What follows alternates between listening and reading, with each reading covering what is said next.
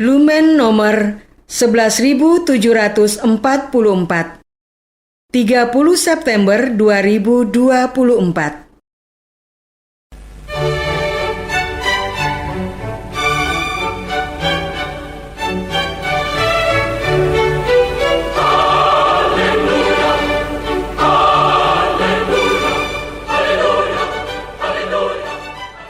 Saudara pendengar di segenap penjuru tanah air, selamat bergabung dengan Lumen Indonesia.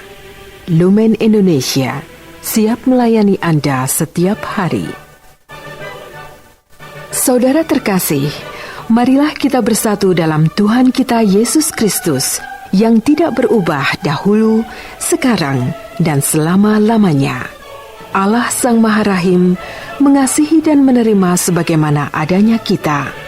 Allah Bapa kita di surga senantiasa bersedia menolong, menghibur, dan meneguhkan kita dalam menghadapi segala permasalahan hidup sehari-hari.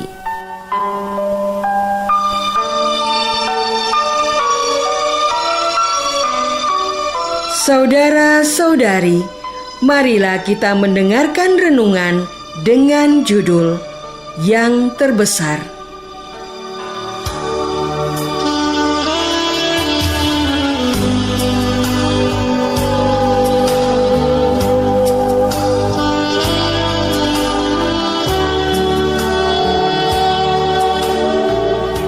Yang berdasarkan pada Injil Lukas bab 9 ayat 48.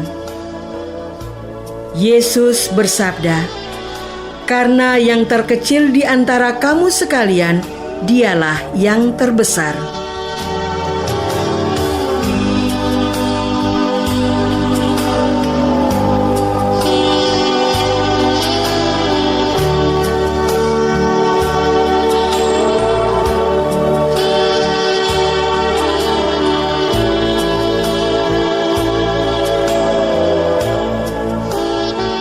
Dalam nama Bapa dan Putra dan Roh Kudus.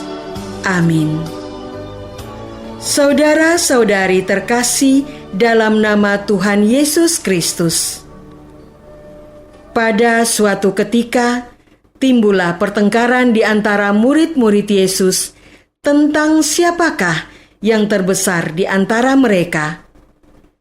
Namun Yesus mengetahui pikiran mereka. Karena itu, ia mengambil seorang anak kecil dan menempatkannya di sampingnya. Yesus bersabda, "Barang siapa menyambut anak ini dalam namaku, ia menyambut aku. Barang siapa menyambut aku, ia menyambut Dia yang mengutus aku. Karena yang terkecil di antara kamu sekalian, dialah yang terbesar."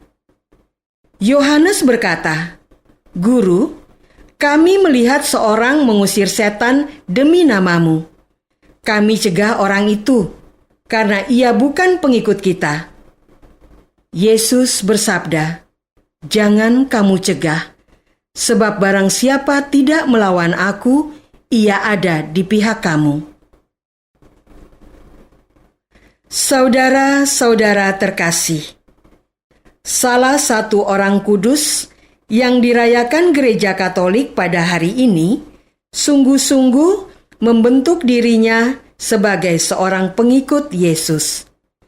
Santo Hieronymus sejak kecil sudah dididik dengan kebiasaan hidup Kristiani dan bekerja keras. Sakramen permandian martir dan para rasul, Hieronymus memilih hidup dalam kesunyian di padang gurun untuk belajar dan meningkatkan hidup rohaninya dengan berdoa dan berpuasa. Berkat kemajuan hidup rohaninya yang besar, ia ditahbiskan menjadi imam. Karena pengetahuannya yang luas dan mendalam tentang kitab suci dan kecakapannya dalam bahasa Latin, Yunani, dan Ibrani, Hieronymus ditugaskan oleh Paus untuk membuat terjemahan baru atas seluruh isi Alkitab dari bahasa Yunani dan Ibrani ke dalam bahasa Latin. Hasil terjemahannya sangat baik dan disukai banyak orang, sehingga disebut Vulgata, yang berarti populer. Gereja sampai sekarang mengakui terjemahan itu sebagai terjemahan resmi dan sah. Hieronymus dikenal sebagai seorang pembela iman dari berbagai aliran bidan dan pembimbing rohani. Dari segala penjuru, datanglah orang banyak untuk mendapatkan bimbingannya dalam masalah ketuhanan dan kitab suci. Hieronymus terus giat menulis dan mengajar hingga wafatnya dan diakui sebagai pujangga gereja yang besar. Teladan hidup Santo Hieronymus mengajarkan bahwa menjadi pengikut Kristus ditunjukkan dengan sungguh-sungguh menjalani hidup rohani dan mencintai kitab suci.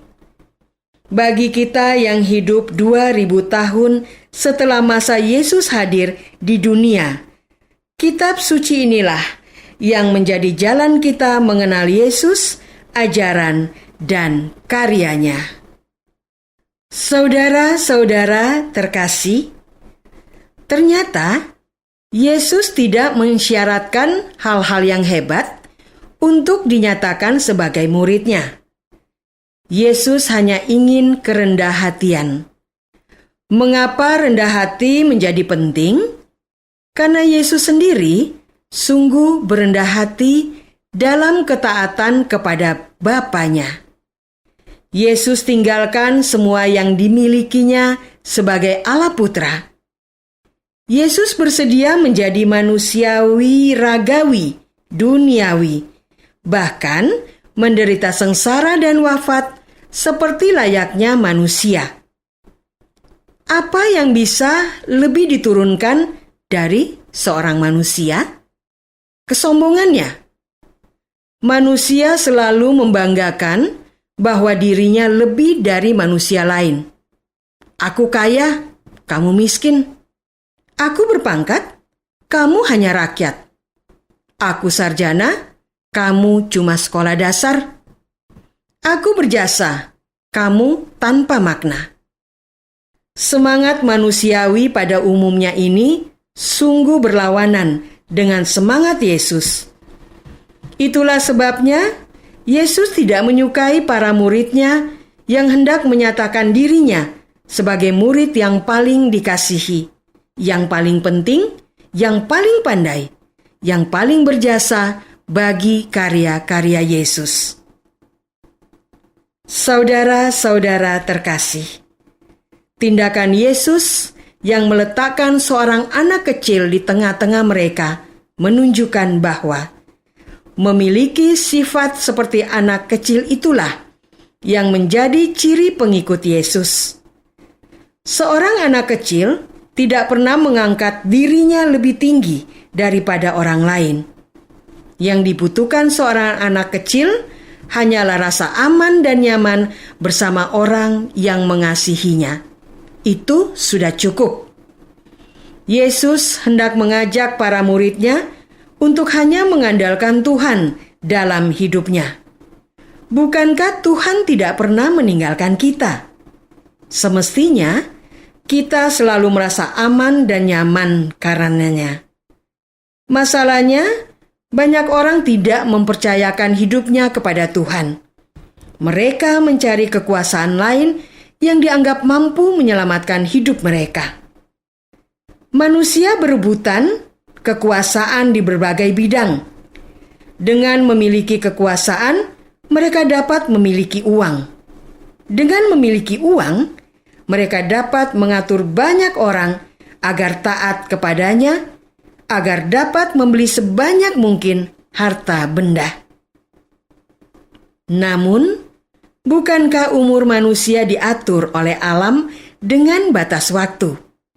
Jika demikian, kemudian kita menjadi sakit, tua, tak berdaya, menjadi sia-sialah semua yang pernah kita kumpulkan tadi. Semestinya kita beriman pada Tuhan mengasihi kita. Ia akan memenuhi kebutuhan kita secukupnya kebutuhan kita. Rasul Paulus pernah mengumpulkan sedikit demi sedikit, tidak akan berkekurangan. Cukuplah kasih Tuhan bagi kita. Inilah spiritualitas seorang anak kecil. Cukup rasa aman dan nyaman bersama orang tuanya.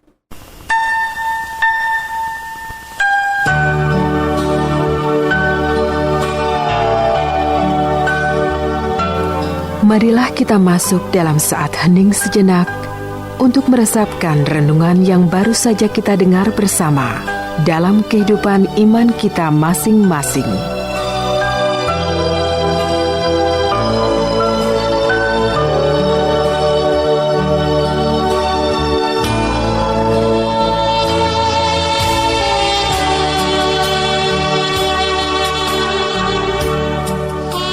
Apakah kita ingin menjadi yang terbesar di antara murid-murid Yesus?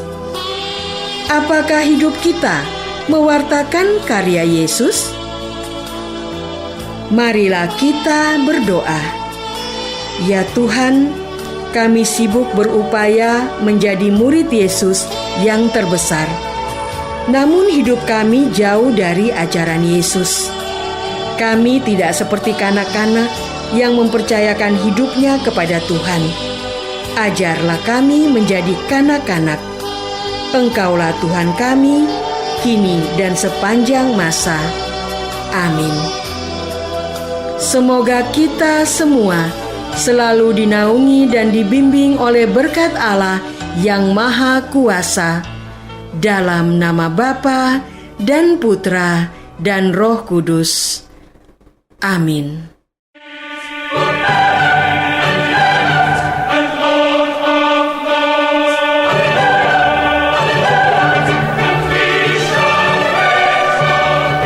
Dengan penuh kasih dan sukacita, Lumen Indonesia mengundang saudara-saudara seiman di segenap penjuru tanah air.